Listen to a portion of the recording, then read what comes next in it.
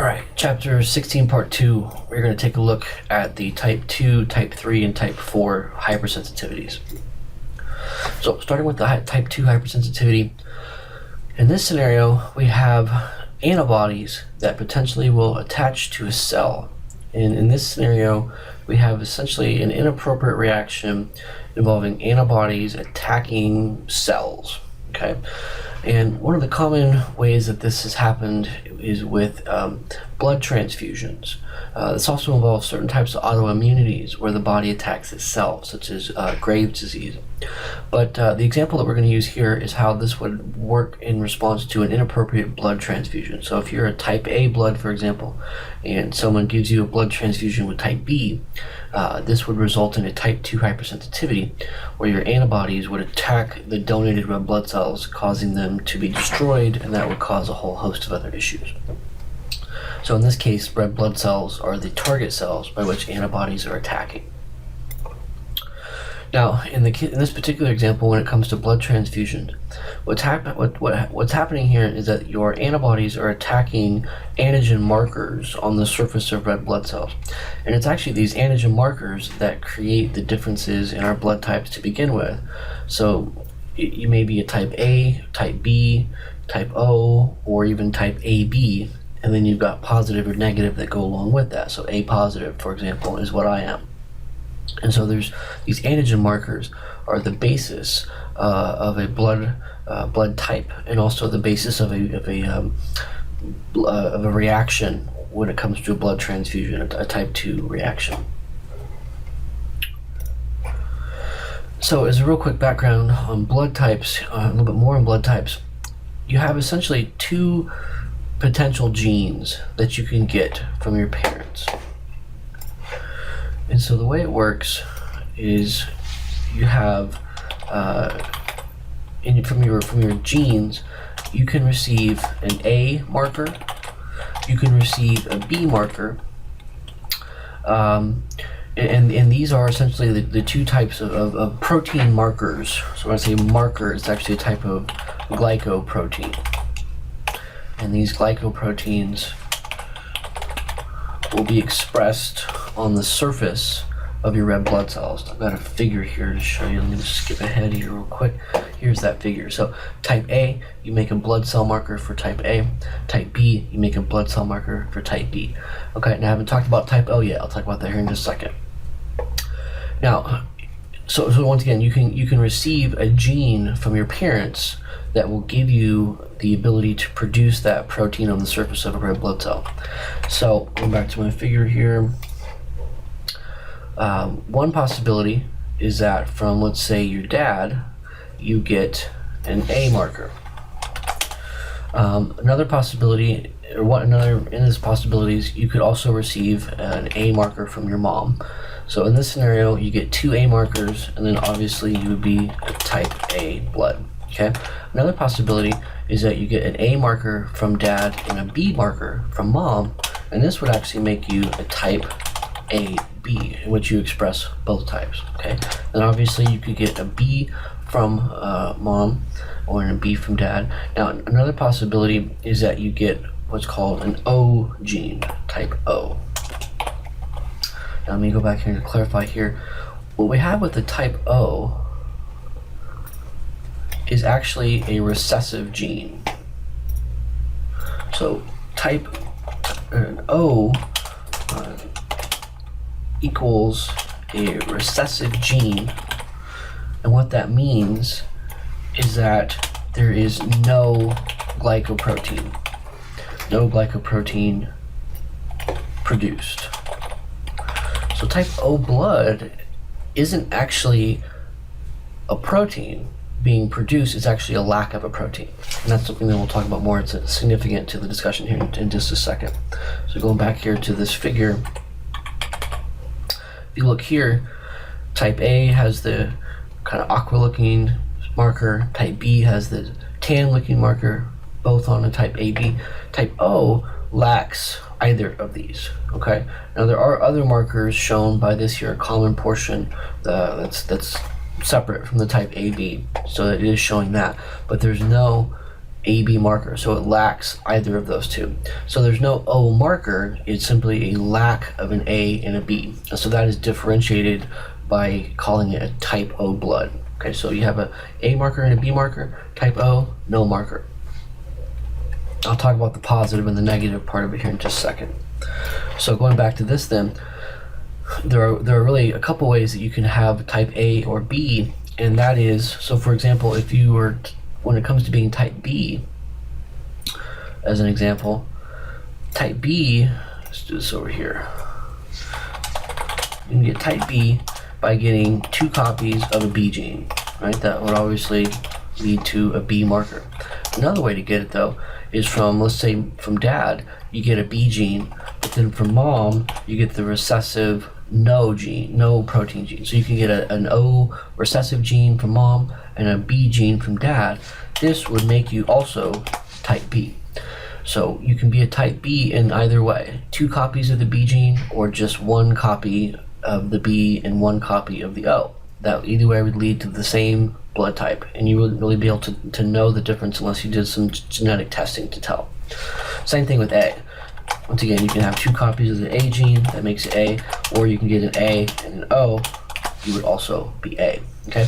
The only way that you're AB, which is less common, is that you have to get an A marker from either mom or dad, and then a B from the other. So one parent gives you the A, the other parent gives you the B.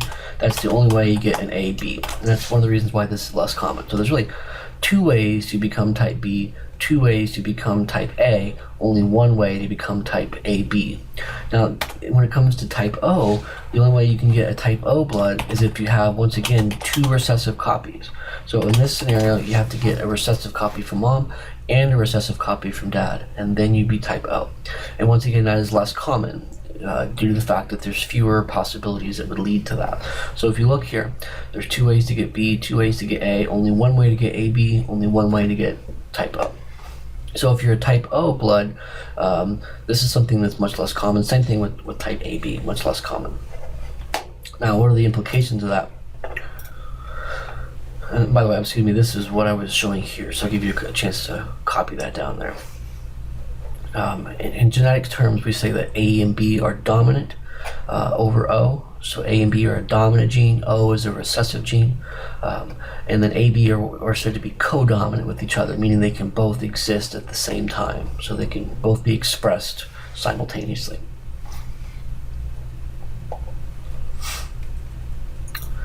So some of the consequences of this is that whatever blood type you have, that is what your immune system will be tolerant to. Okay, so for example, I am a type A blood. That means that my body is tolerant to type A surface markers. So my immune system will tolerate a surface marker of type A really from any source, any human source, theoretically. So if you have type A blood and you give me a transfusion of your blood that's also type A, my immune system will look at those cells and go, that looks good to me, those look normal, no problem. However, your immune system will not be tolerant of any other type of marker. So if I'm type A and you give me a transfusion with type B blood, or even type AB, as long as there's a foreign marker there, in this case the type B, my immune system is not tolerant of that. So it will see that type B marker and recognize that as a foreign substance, a foreign cell marker, and it will treat it as if it's some sort of bacterial pathogen or fungal pathogen and attack it and try and kill it. So this is the basis for which you have a rejection of blood. The body will tolerate the self, in this case the A marker for me. Anything else would be considered foreign and therefore would be rejected. Okay, same thing with type B. If you're type B, it will recognize type A as being foreign. So if you have a type AB blood, what that means is that your body is tolerant to both the A and the B marker. So that means, theoretically, if you're type AB individual, you're theoretically what's called a universal acceptor.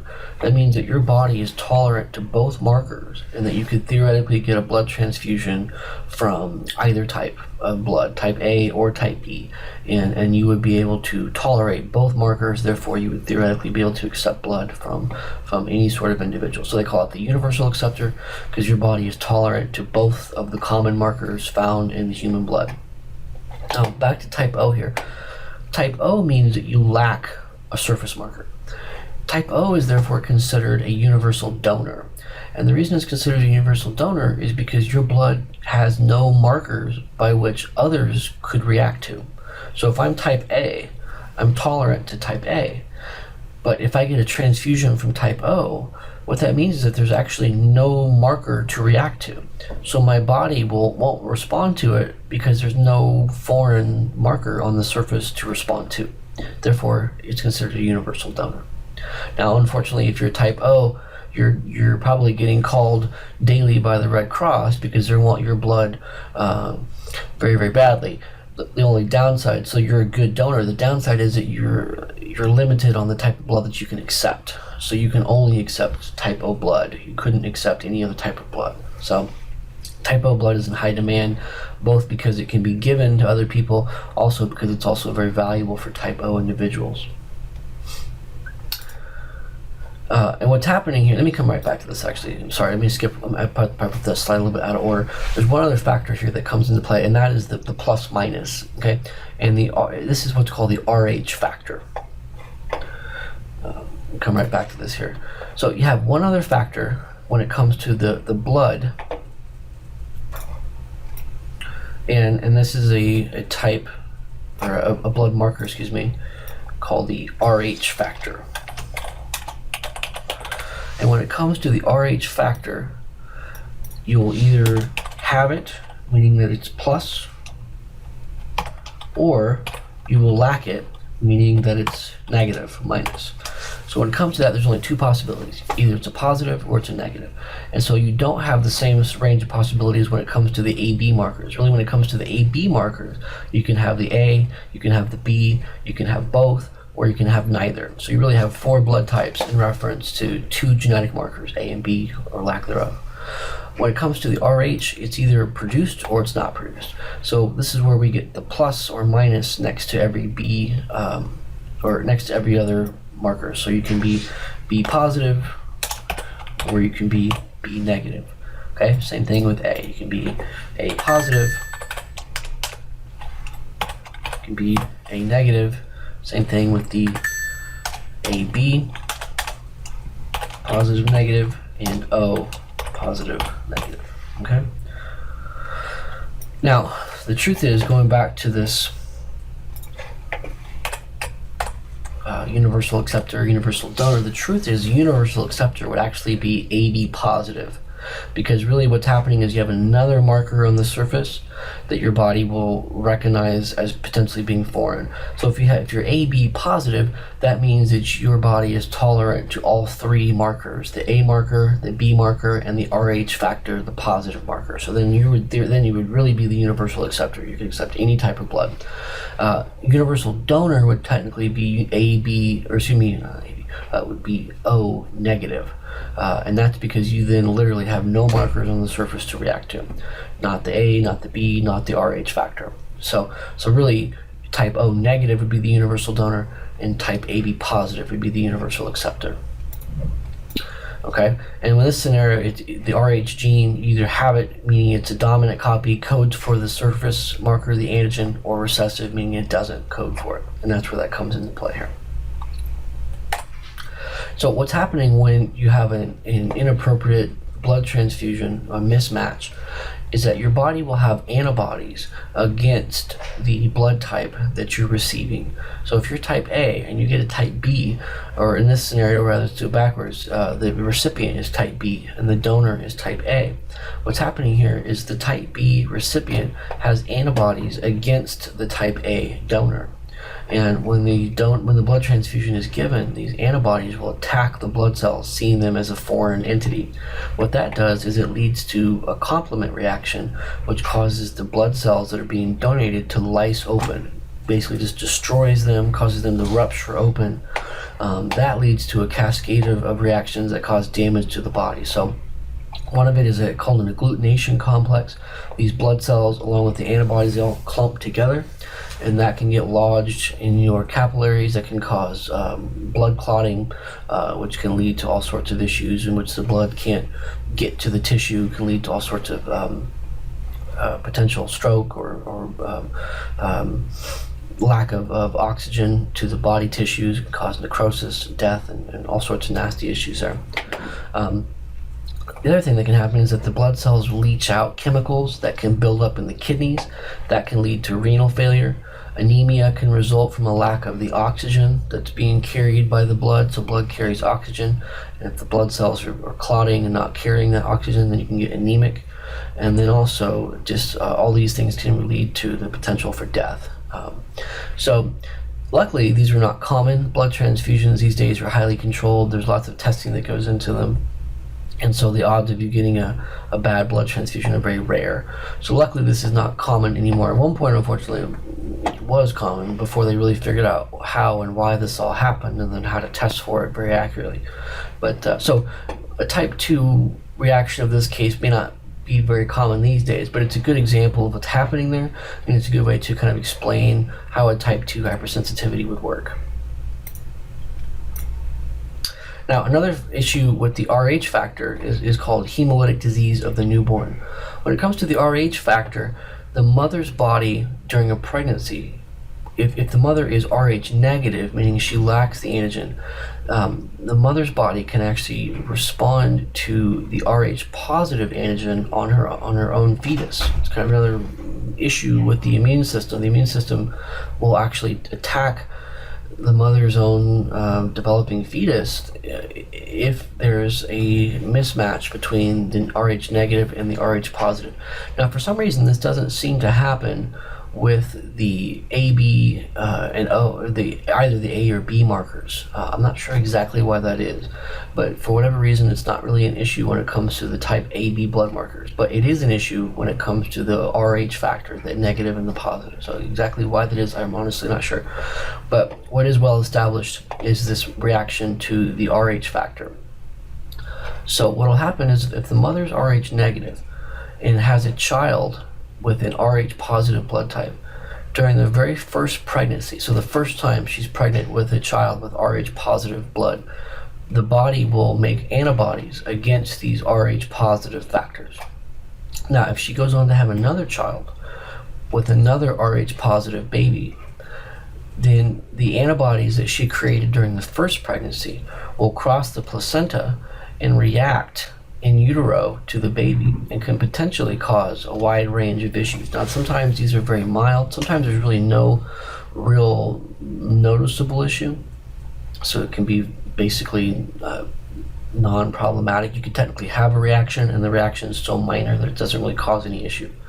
In some cases, it's relatively mild. The baby can become somewhat anemic. The baby can get severe jaundice, more severe than what a baby might have otherwise. And sometimes it can cause a premature abortion, or it can cause death of the child. So it can be everything from really no symptoms whatsoever to a terminal reaction. So doctors and physicians are aware of this, and so now they do testing. So if you're a mother who's Rh negative, then you'll get tested for that, and the baby will be monitored, be tested. And they have a shot called a RhoGAM shot that they give later in pregnancy, I think around 7 months or give or take, and they'll give you the shot. The shot, what it will do is actually desensitize you to the Rh factor. So as a mother who's Rh negative, given the RhoGAM shot, you will actually respond to the baby's antibodies, or to the baby's Rh factor, excuse me. And I believe what's happening here with the RhoGAM shot is the RhoGAM shot is binding the antibodies so that they don't respond to the baby. So basically you're neutralizing the antibodies so that they don't respond to the child. So another non-issue, as long as there's testing, as long as the child is monitored, and as long as the Rh negative positive status, you can prevent any sort of potential issue here by taking that RhoGAM shot. Okay, so here's a real quick video giving you an overview of a type 2 reaction. Type II hypersensitivities involve interactions of antibodies and surface antigens of cells, followed by complement-assisted lysis of these cells. A typical example is mismatched blood transfusions. There are 4 different blood groups based on types of antigens on the surfaces of the red blood cells. People who are type A have A antigens, and those who are type B have B antigens on the surfaces of their red blood cells. Persons who are type AB have both A and B antigens, and those who are type O have neither A nor B antigens. The serum of people with type A blood contains antibodies against type B antigens, and the serum of people with type B blood contains antibodies against type A antigens. Type AB serum contains neither antibody, and O serum contains antibodies against both A and B antigens. If blood from a person who is type B is transfused into a person who is type A, antibodies present in the type A blood react with the surface antigens on the incoming red blood cells. This leads to complement fixation and lysis of these cells. If blood from a person who is type A is transfused into a person who is type B, antibodies present in the type B blood react with the surface antigens on the incoming red blood cells. This also leads to complement fixation and cell lysis. Persons who are type O lack A and B antigens on the surfaces of their red blood cells and are therefore universal donors. Persons with type AB blood lack antibodies against A or B antigens and are therefore universal recipients.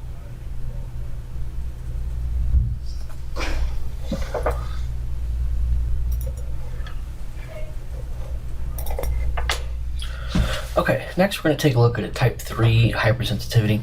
Now these are somewhat similar to a type 2 in that you've got antibodies binding to antigens, and these antibodies include IgG and IgM. So same antibodies, same scenario where they're binding to an antigen inappropriately, being a disorder here. The difference is that the antigen, rather than being attached to the surface of a cell, like the antigen markers of your red blood cells, the AB and the positive, rather than being on a cell, the antigens are free floating somewhere in the body. So here's some of the figures I showed you earlier. Here's type 2, the antigens are on the surface of the cell, and in a type 3, the antigens are just free floating. They're not attached to anything. They're just starting out, they're just free floating somewhere in the body. So the antibodies will then attach to them as they're free floating, as opposed to attaching to them on the surface of the cell. So that's the primary difference here, free floating versus attached to a cell. Now that leads to the different reaction as a result of that. So when an antibody attacks or attaches to a free floating antigen, what will often happen is the formation of what's called an antigen antibody complex. Going back here to this figure once again real quickly here, what ends up happening is that one antibody starts by attaching to the antigen like you see here. Usually the antibodies will attach to both, or attach 2 antigens on both arms of the antibody. But then within a short period of time, other antibodies will attach to the same antigen that's attached to that first antibody. So you get this complex to form where the antibodies end up sticking and cross-reacting into the same antigen. And so you get this, what's called the immune complex formation here. All these antibodies stuck together, binding to the same antigens, okay? And that's what we call the antigen antibody complex, also referred to as an immune complex, okay? Now, normally this isn't a real issue. And to be honest, to be clear rather, this happens fairly routinely. It's not something that's in itself an abnormality. What's often happening in a type 3 hypersensitivity is the immune complex is being formed, but it's being formed on a very large scale. So there's lots and lots of this immune complex being formed. Okay, so normally what would happen is when an immune complex forms, macrophages would come in and phagocytize that complex, gobble it up, so to speak, and remove it. And then it wouldn't stick around long enough to cause any issue. So normally the immune complex forms, macrophages phagocytize it, and it's removed. And that's kind of the natural way. That's actually how your body gets rid of free-floating antigens. Antibodies bind, macrophages clear the complex, and everything's good. Antigen removed. When it comes to a type 3 hypersensitivity, typically where the issue begins is that you've got lots and lots and lots of antigen, and you end up forming a large amount of this antigen antibody complex, so much to the point that the immune system, the phagocytes like macrophages, they can't really clear it all fast enough. Imagine debris all over the highway to the point that the highway cleanup crew can't get to it all, whereas normally they could pick what little bit up there is and everything's cleared. You got so much debris everywhere that it can't possibly be picked up fast enough. And so in this scenario, what ends up happening is the excess antigen antibody complex, it ends up getting deposited down into tissue areas because it's not being cleared fast enough. So basically it just starts to sink lower and lower and lower, kind of creeping down into your tissue. And in this scenario, it gets deposited into tissues where once it's in there, the immune system then can't really get to it. So early on it could get to it, but there's too much to clear fast enough, and over time it gets stuck down into these tissue areas where then the immune system really can't get to it at that point. Okay, so it kind of seeps down into the body, so to speak. Imagine like an oil spill on the highway, and a small oil spill could be cleaned up relatively quickly, right? But a large oil spill on the highway, it can't be cleaned up fast enough, and a lot of the oil ends up seeping down into the ground, where then it can't be cleaned up really at all at that point, not effectively. So a small spill could be controlled quickly. A large spill, a lot of it ends up seeping down into the ground where it can no longer be cleaned up effectively. That's kind of what's happening here. So that's what you're seeing here. So the antigen antibody complex forms, it gets stuck down into the tissue here. Now the next thing that happens is some of your immune cells, like neutrophils are the common example here, they can't get to the antigen antibody complex, but they can sense that it's there. So they sense the presence of this antigen antibody complex. Now this goes back to where the analogy of a computer. When a neutrophil senses an antigen antibody complex, they are pre-programmed to respond by sending out chemicals to try and neutralize that antigen antibody complex. So normally they send out these chemicals, and that starts to kind of dissipate whatever problem is there. Normally it's supposed to be a harmful antigen, and normally they sense that, they send out these chemicals, that sets off a reaction that clears the antigen antibody complex. Usually this involves some of the macrophages and various other factors that we're not getting to here, but so the normal pre-programmed response is sense the antigen antibody complex, release these chemicals, and that sets in motion part of the process that clears them. In this scenario, they're stuck down in the tissue. So the neutrophils can sense them, but they can't remove them. And this is where the glitch comes in. So what they end up doing is they end up sending out more and more and more chemical, trying to remove these antigen antibody complex that can't be removed.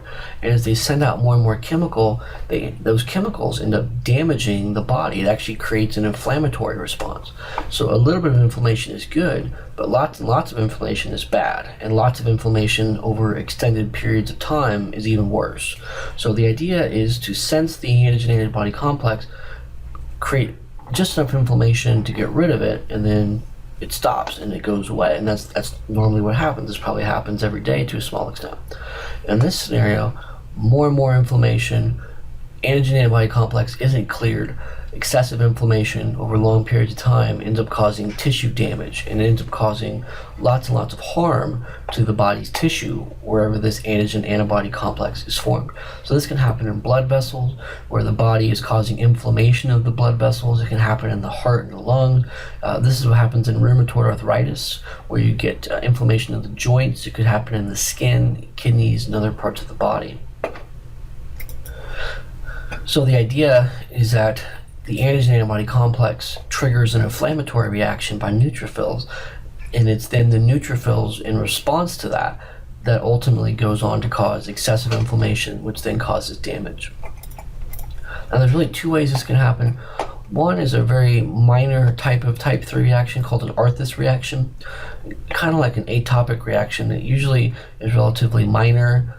It usually stays in one area. It's acute, meaning it's short-lived, and so they usually result in kind of a rash, pain, and discomfort, but it usually is short-lived and goes away pretty quickly, usually self-limiting. So the reaction ends up causing a relatively minor irritation. So in this scenario, the tissue gets the antigen antibody complex gets deposited. It causes a reaction, but then in this scenario, it actually is cleared within a relatively short period of time. So it stays there long enough to cause the issue, the rash, and the inflammatory response.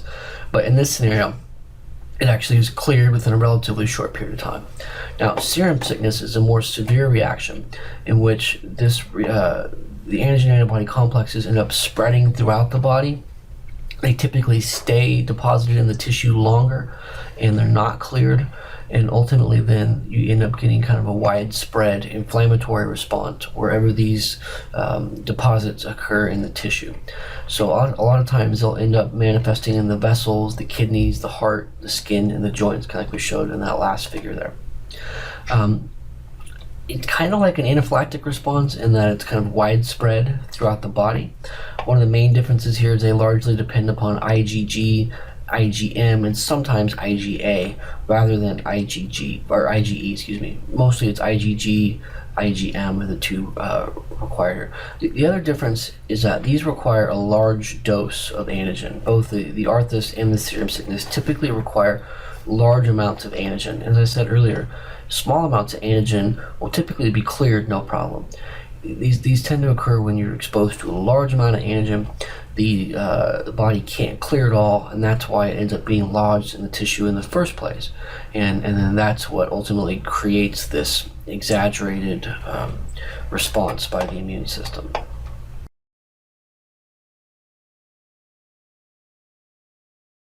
Immune complexes consist of antigens and antibodies bound together. Although large immune complexes are engulfed by phagocytes and removed, intermediate-sized immune complexes are not readily removed. These intermediate complexes react with and activate complement. For example, complement activation in blood vessels causes basophils to degranulate, which causes vasodilation.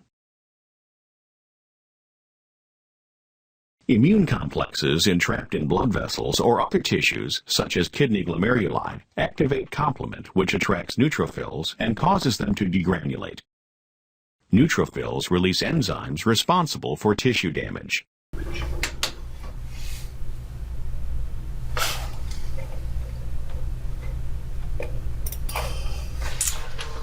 Okay, so last is a type 4 hypersensitivity, and this involves a separate type of cells, the T cells. And T cells react at a different rate, and there are different steps involved, many more steps involved, that is. And so one of the effects of this is that it ends up being considered a delayed response or delayed reaction. It usually takes at least 24 hours, usually 24 to 48 hours. Sometimes it can take even longer than that, up to 2 weeks in some cases. So the idea is that it's much more of a delayed response compared to an immediate reaction like a type 1, which can typically take just a matter of minutes, sometimes seconds, maybe as long as a few hours.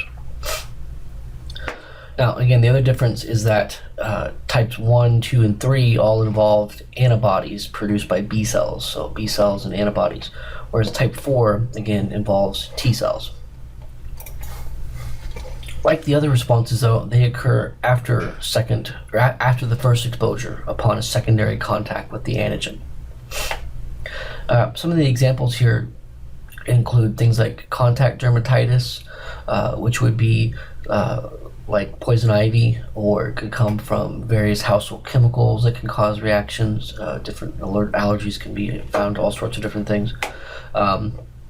It can also include organ transplant failure, and the T cell involvement is actually what's responsible for the rejection of an organ transplant, which is what happens anytime someone receives an organ without proper drugs to suppress that from happening. So a couple of examples of a type 4 reaction. One of them is what actually occurs during a tuberculosis skin test. So with the tuberculosis test, the tuberculin reaction is what you're looking for. Anybody who's been exposed to the bacteria that causes tuberculosis, called Mycobacterium tuberculosis, anybody who's been exposed to that or who has been vaccinated against it will have antibodies in their blood to that particular antigen from the Mycobacterium. So when you do the test, what you do is you inject some extracted antigen from the microbe beneath the skin, and you look to see if there's a reaction. And what will happen if you do have that reaction is within about 24 to 48 hours, you'll start to get a welt here, kind of called a red papule, that forms in response to that. What happens in this case is that you have what are called helper T cells beneath the surface, and they interact with a type of macrophage called a dendritic cell. Remember, these are the specialized macrophages in the skin. So the dendritic cell will actually take up the antigen and display it to what's called a T helper 1 cell. And they then will go on to attract, with the release of cytokines, it will attract other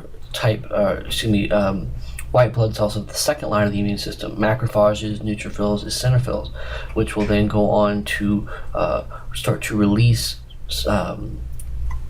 inflammatory molecules, which will cause redness and swelling and inflammation, and that within 24 to 40 hours will result in a big, large red swollen area there, which then indicates a positive response to the tuberculosis test. So that's what you're looking for there with the tuberculosis test. You're looking to see if you've been exposed to the tuberculosis bacteria. That's the whole idea, but the response is actually via a type 4 hypersensitivity.